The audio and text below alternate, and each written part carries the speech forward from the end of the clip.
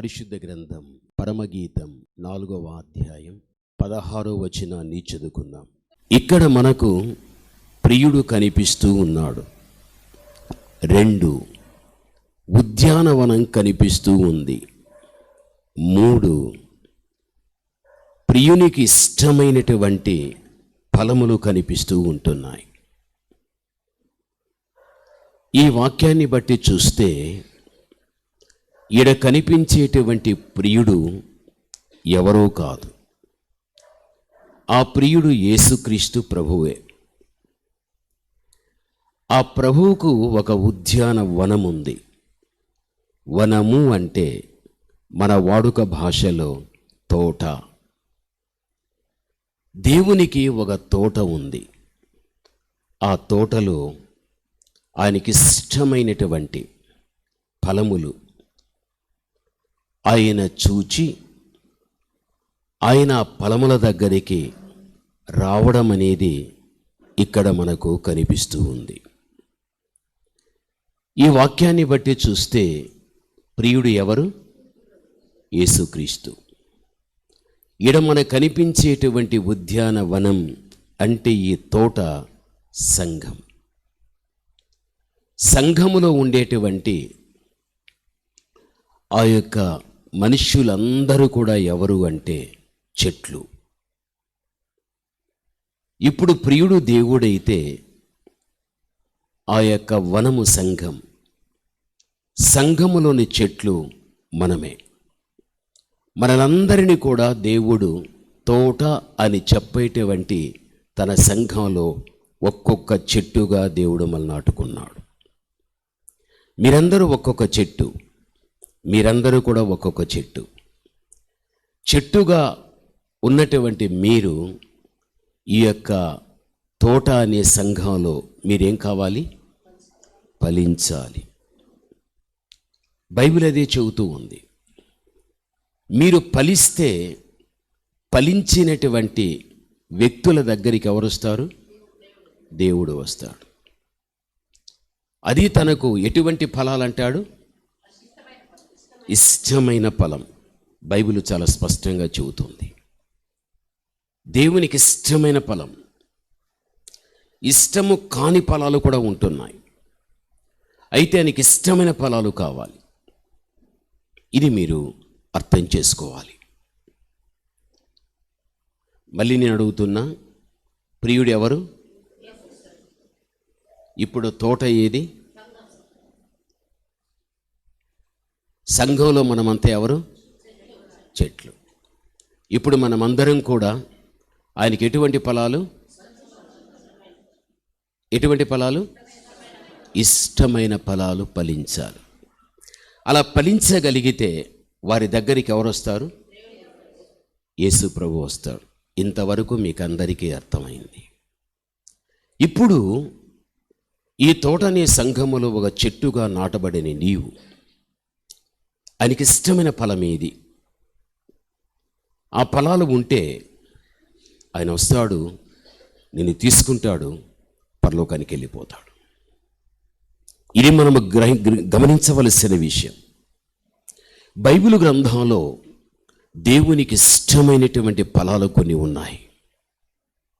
అందులో మత్తయి సువార్త 3వ అధ్యాయం 7వ వచనాన్ని చదువుకుందాం. మత్తయి 3:7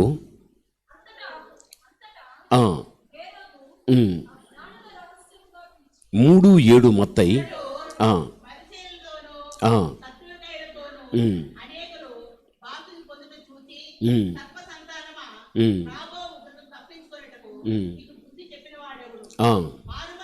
మారు మనస్సుకు తగిన ఫలమును ఫలించుడి. మొదటి ఫలము ఏమిటి సంఘములు అంటే? మారు మనస్సుకు తగిన ఫలమును ఫలించుడి. ఆయన తోటన్న సంఘములో ఒక చెట్టుగా నాటబడినటువంటి నీవు మారు మనస్సుకు తగిన ఫలమును ఫలించాలి. ఇది మొదటి ఫలం. ఇది దేవునికి ఇష్టమైనటువంటి ఫలం. ఇప్పుడు నీ మనస్సు తప్పనిసరిగా మార్పు చెంది ఫలించే రీతిగా ఉండాలి. మనిషి బాగుంటాడు, మనస్సు బాగుండదు.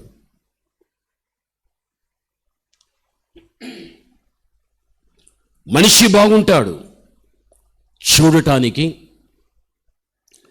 చాలా చక్కగా ఉంటాడు మనుష్యుడు, మనస్సు బాగుండదు. మనిషి బాగలేకపోయినా మనస్సు బాగుండాలని దేవుడు కోరుకుంటున్నాడు. మనస్సును గురించి బైబిల్లో మనము చూస్తే యోహాను ఏమన్నాడు? మారు మనస్సు పొందుడి అన్నాడు. యోహాను తర్వాత యేసుక్రీస్తు వచ్చాడు, మారు మనస్సు పొందుడి అన్నాడు. యేసుక్రీస్తు తర్వాత పేతురు వచ్చాడు, మారు మనస్సు పొందుడి అన్నాడు. పేతురు తర్వాత పౌలు వచ్చాడు. ఆ అజ్ఞాన కాలమందు దేవుడు చూచి చూడనట్టుగా ఉండిపోయాడు. ఇప్పుడైతే అంతటా అందరూ కూడా మారు మనస్సు పొందాలి అని అపొస్తల కార్యంలో మనం చూస్తున్నాం. ఒకే విషయాన్ని బట్టి ఒకరి తర్వాత ఒకరు, ఒకరి తర్వాత ఒకరు, ఒకరి తర్వాత ఒకరు చెప్పడములో ఏంటి ఉద్దేశం? మనిషి యొక్క జీవితంలో మనస్సు మారితే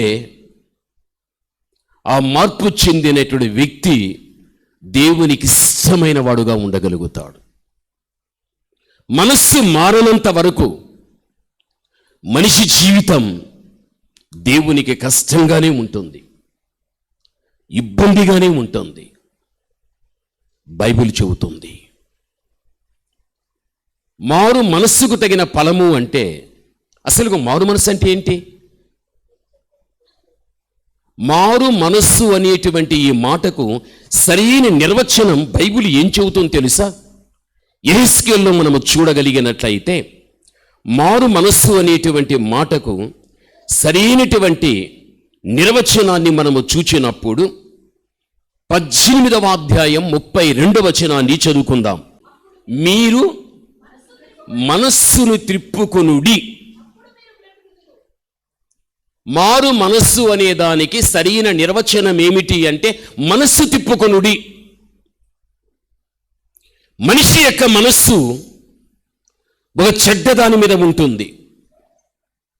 దైవ వాక్యం చేత హెచ్చరిక పొంది నీ మనస్సు చెడ్డదాని మీద ఉంటున్నది, మనస్సును బట్టి పూర్తిగా నీ దేహమంతా కూడా చెడు చేసేసుకోగలిగావు. అందుకే ఏ మనస్సు చెడు దాని మీద ఉంటున్నదో ఆ చెడు దాని మీద ఉన్న నీ మనస్సును తిప్పుకో. మనస్సు తిప్పుకోవడమే మారు మనస్సు. ఒక చెడ్డ దాని మీద మన మనస్సును తీసి ఒక మంచి దాని మీద మనస్సు మనం పెట్టుకున్నప్పుడు ఆ వ్యక్తి మారు మనస్సు పొందినట్లు బైబిల్ చెబుతుంది. నా మాట తీరు మంచిగా ఉంది, నా హృదయ పరిస్థితి ఆ విధంగా ఉంటుందో లేదో మీకెవరికీ తెలియదు. నీవు సమాజంలో ఉంటున్నావు, నీ నోటి నుండి మాటలు వినిపించేటప్పుడు వినేవారికి మాటలు మంచిగా ఉంటాయి. అయితే హృదయ పరిస్థితి ఆ విధంగా ఉందా లేదా అనేది అదే సమయంలో మనం పరిశీలన చేసుకునే వ్యక్తులుగా మనం ఉంటున్నాం. మాట తీరు ఎంత మంచిగా ఉంటుందో జీవితం కూడా అంత మంచిగా ఉండాలి అని బైబిల్ మనకు చెబుతూ ఉంది. ఈరోజు నువ్వు ఆలోచించు, మనస్సు అనేటువంటిది మంచి వాటి విషయంలో ఉంటే నీ కంటికి కనిపించేటువంటి మానవుని యొక్క నిలువెల్లా ఉన్నటువంటి ఈ దేహం కూడా మంచిలోనే అభ్యాసం చేసుకుంటూ వెళ్ళిపోతుంది. మనస్సు చెడిపోతే, మనస్సు మంచిగా లేకపోతే ఇక పూర్తిగా దేహమంతా కూడా పాడైన స్థితిలో ఉండగలుగుతుంది. దేవుని యొక్క బాధ, దేవుని వేదన ఏంటి తెలుసా నీకు? దేవుని వేదన ఏంటి తెలుసా? ఆదికాండం 6వ అధ్యాయాన్ని నీవు చూడు. 2వ వచనములో చూడగలిగితే దేవుని యొక్క కుమారులు నరుల కుమార్తెలు చక్కని వారని చూచి వారందరిలో తమ మనస్సుకు వచ్చిన స్త్రీలను వివాహము చేసుకొనిరి. అదే బైబిల్లో చెబుతాడు, నేను ఎందుకు ఈ మనుష్యులను చేసి తిని అని. దేవుడు ఏం చేశాడమ్మా? దేవుడు సంతాపము నుండి తన హృదయములో నొచ్చుకున్నాడు. ఎందుకయ్యా ఈ మనుష్యులను నేను చేసి తిని అని దేవుడు దుఃఖపడగలిగాడు. అనగా మనుష్యులు దేవుడు దుఃఖపడేటువంటి రీతికి వచ్చేశారు. దేవునికి దుఃఖాన్ని కలిగించే రీతికి రాగలిగారు. దేవుని యొక్క దృష్టిలో మనుషులు మంచిగా ఉండి ఉంటే వారి మంచితనాన్ని బట్టి దేవుడు సంతోషించేవాడు. మనుషులు చెడిపోయారు కాబట్టే వారి చెడు ప్రవర్తనను బట్టి దేవునికి అది ఎంతో దుఃఖమును కలిగించగలిగాది. వారి మనస్సుకు ఏది నచ్చిందో ఆవిడని పెళ్లి చేసుకోగలిగారు. ఎవరు వీరు? ఒకటి దేవుని, రెండవది నరుల కుమార్తెలు. ఎవరి దేవుని కుమారులు? ఎవరి నరుల కుమార్తెలు? ప్రభునందు ప్రియమైనటువంటి వాళ్ళారా, దేవుని కుమారులు నరు కుమార్తెలను మనస్సుకు నచ్చినట్లుగా వివాహమాడారు. ఇక్కడ దేవుని యొక్క కుమారులు నరుల కుమార్తెలు మనము చూడగలిగితే, కయీను హేబేలును చంపేశాడు. హేబేలు ఎవరు? నీతిమంతుడు. హేబేలు నీతిమంతుడు, కయ్యూను మాత్రం దుష్టిని సంబంధి అని బైబిల్ చెబుతుంది. అయితే కయ్యూను ఎప్పుడైతే తన తమ్ముడైనటువంటి హేబేలును చంపేశాడో, హేబేలుకు బదులుగా దేవుడు ఆదాముకి ఎవరినిచ్చాడు? షేతునిచ్చాడు. షేతుకు పుట్టిన వారందరూ కూడా దేవుని కుమారులుగా పిలువబడగలిగారు. కయ్యూనుకు పుట్టిన వారంతా నరుల కుమార్తెలుగా పిలువబడగలిగారు. వారేమో దేవుని కుమారులు, వీరేమో నరుల కుమార్తెలుగా పిలువబడగలిగారు. దేవుని యొక్క కుమారులు నరుల కుమార్తెలను ఏం చేశారు అంటే, వారి మనస్సుకు నచ్చినట్లుగా వారు ఏం చేశారు? వివాహం చేసుకోగలిగారు. మనస్సుకు నచ్చినట్లుగా. ఈ ఒక్క కారణాన్ని బట్టియే జలప్రళయం వచ్చింది. ఈ ఒక్క కారణాన్ని బట్టి మనం అర్థం చేసుకోవలసిన విషయం. నేను మళ్ళీ చెబుతా, దేవుని కుమారులు ఎవరు? హేబేలు తర్వాత దేవుడు ఎవరినిచ్చాడు? షేతు ఇచ్చాడు. షేతుకు పుట్టిన వారంతా దేవుని కుమారులు. కయ్యూనుకు పుట్టిన వారందరూ నరుల కుమార్తెలు. ఈ నరుల కుమార్తెలు, నరుల యొక్క దేవుని కుమారులు నరుల కుమార్తెలను వివాహమాడిన కారణాన్ని బట్టియే జలప్రళయం వచ్చింది. నోవాహు కాలములో పాపం విస్తరించిపోయాది. జలప్రళయము రాగలిగి భూమి మీద అప్పటి వరకు జీవిస్తున్న ప్రతి మానవుణ్ణి కూడా అందరూ జలసమాధి అయిపోయారు. ఒక్క నోవాహు భార్య యాపేతు, షేతు, హాము వారి భార్యలు 8 మంది మాత్రమే మిగిలిపోయారు.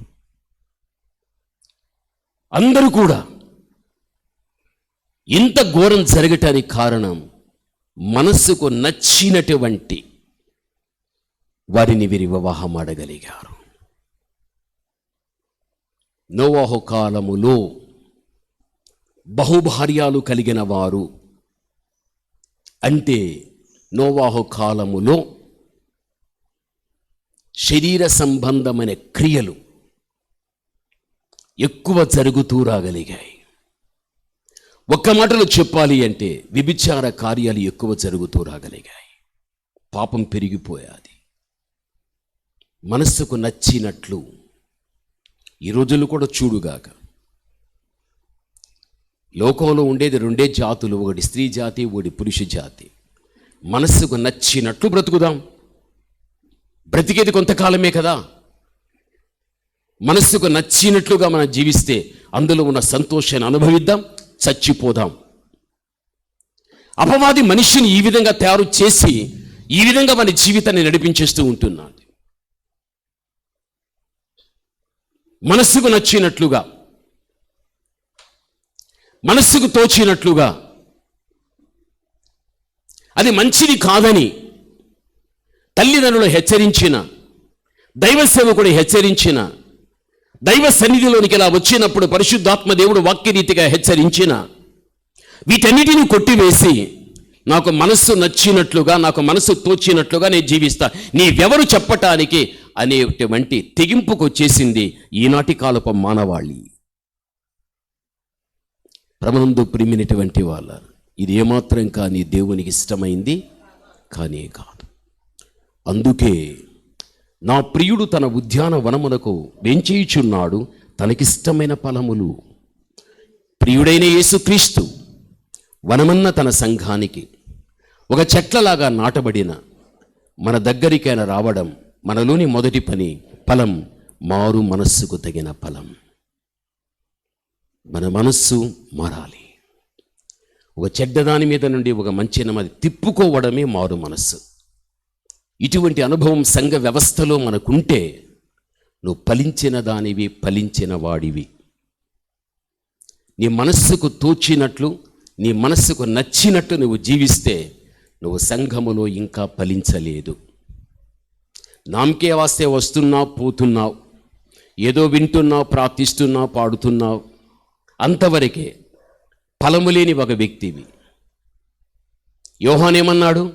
ఒకవేళ మీరన్నదే ఫలించకపోతే గొడ్డలి చెట్ల వేరణ ఉంచబడుతుంది, అది కొట్టబడి భూమికి వరిగిపోతుంది, సూర్యరశ్మితో ఎండిపోతుంది, అగ్నిలో వేయబడుతుంది, అది బూడిదగా మార్చబడుతుంది, గాలి వీస్తుంది, గమ్యము ఎరుగకనే అది ఎగిరిపోతుంది.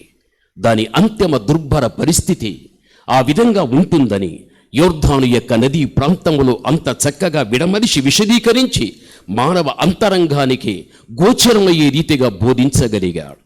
ఆ రోజు లేరా పరిసయ్యులు, శాస్త్రులు లేరా, సద్దూకైలు లేరా, హెరోదీయులు లేరా, సన్నిహిద్రి సభకు సంబంధించిన వ్యక్తులు లేరా, ధర్మశాస్త్రోపదేశకులు లేరా, నానా వివిధ తరగతులకు సంబంధించిన వ్యక్తులు ఎంతమంది ఉన్నప్పటికీ కూడా యోహాను నుండి వెలువడిన మాటలు వారి ఉదయంలో శక్తివంతంగా పని చేయటానికి, లేకపోతే వారు స్పందించటానికి ఎవ్వరూ కూడా ఆ రోజుల్లో అవకాశాన్ని ఇవ్వలేదు. అందుకే యోహాను ఆ రోజున నువ్వు మారు మనస్సు పొందకపోతే నీవు ఇటువంటి శిక్ష అనుభవిస్తావని వారికి తెలియపరచడం బైబిల్లో చూస్తూ ఉన్నాం. నువ్వు దేవుని కుమార్తెవు, నువ్వు దేవుని కుమారుడు. దేవుని నమ్ముకొని సంఘంలోకి వచ్చిన తర్వాత ఆయన నమ్ముకున్న కారణాన్ని బట్టి నాలో ఆశీర్వాదాలు కావాలి, నాకు దీవెనలు కావాలి, నాకు మేలు జరగాలి, నాకు అద్భుతాలు జరగాలి, నాకు స్వస్థతలు కావాలి, నాకు ఆర్థిక ఇబ్బందులు కావాలి, నా అవసరతలను దేవుని దగ్గర తీర్చుకోవాలి. కేవలం యేసుక్రీస్తు ప్రభుల వారిని వీటికి ఉపయోగించుకుంటూ బ్రతికే జీవితం జీవితమే కాదు, జీవితం కాదు. నీకేం కావాలో, నీ కుటుంబానికి ఏం కావాలో నీకంటే ముందుగా దేవునికి తెలుసు. ఆ సమయం వచ్చినప్పుడు దేవుడే ఇచ్చేస్తాడు. అయితే దానికి ముందు నీ జీవితంలో జరగవలసింది, నీ పట్ల దేవుని చిత్తం ఏదైతే ఉందో అది జరగటానికి అడుగు ముందుకు వేయాలి. దేవుడు చెబుతున్నాడు కదా, మారు మనస్సుకు తగిన ఫలము సంఘములో నేను ఫలించాలి. ఈరోజు నిజంగా నీ మనస్సు మారిందా? మనిషి బాగుంటాడు, మాటలు బాగుంటాయి, మనస్సు మాత్రం చండాలంగా ఉంటుంది. మనస్సుని చెడగొట్టుకుని నీవు దేవుని ఆలయానికి వచ్చిన వ్యక్తివైతే యేసుక్రీస్తు రాకడ గడియల్లో ఇక్కడే ఉంటావు, కానీ నిన్ను మాత్రం ప్రభువు తీసుకొని వెళ్ళడు. బైబిల్ చెబుతుంది, ఎప్పటికైనా ఏనాటికైనా మనం పరలోకానికి వెళ్ళిపోవాలి. ఈ లోకం మంది కాదు, యాత్రికులం, పరదేశులం. ఆలోచించు నీవు. ఎక్కడైనా మనలో పరిశుద్ధత కలుగుటే ఫలం, ఈ ఫలము నీకుందా? బైబిల్లో చూడు, ఒక మాట రాస్తాడు మనకు, 27:52లో నీవు చూడు, పరిశుద్ధుల శరీరములు లేచెను అని ఉంది. యేసుక్రీస్తు శిలువ మీద గట్టి కేక వేసి ప్రాణాన్ని విడిచిపెట్టేశాడు. ప్రకృతిలో కొన్ని కార్యాలు జరిగిపోయాయి. ప్రకృతిలో జరిగినటువంటి కార్యములలో ఒకటై ఉన్నది ఏమిటి అంటే,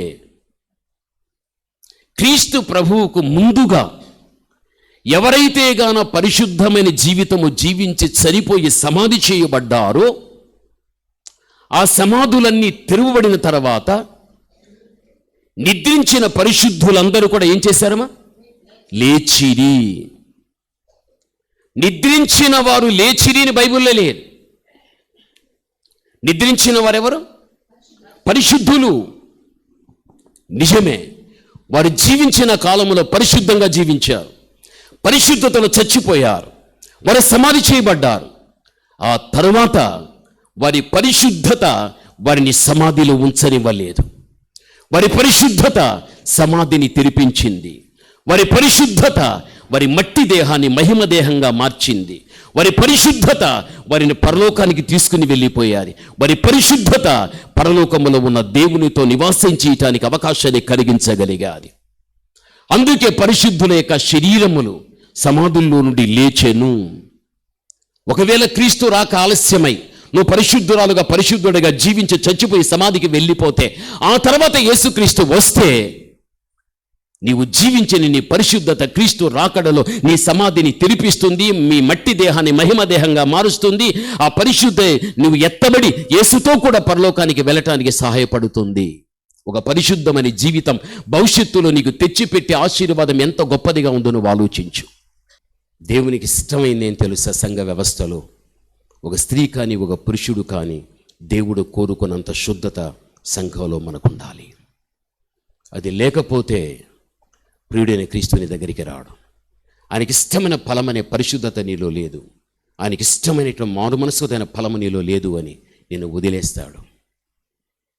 వదిలేస్తాడు. వదలబడిన మనం అందరం కూడా చివరికి నిత్య నరకాగ్నికి మనం వెళ్ళిపోవడం జరుగుతుంది. చనిపోయిన తర్వాత ఆ పరిస్థితికి మనం వెళ్ళకుండా దేవుడు మన కోసం సిద్ధపరిచిన ఆ మోక్షానికి వెళ్ళటానికి సంఘ వ్యవస్థలో మనం పరిశుద్ధత కలుగుటే ఫలం. అందుకే సంఘంలో పరిశుద్ధతలు నేను ఫలించాలి అనేటువంటి భావనతో మనం ముందుకు వెళ్ళాలి.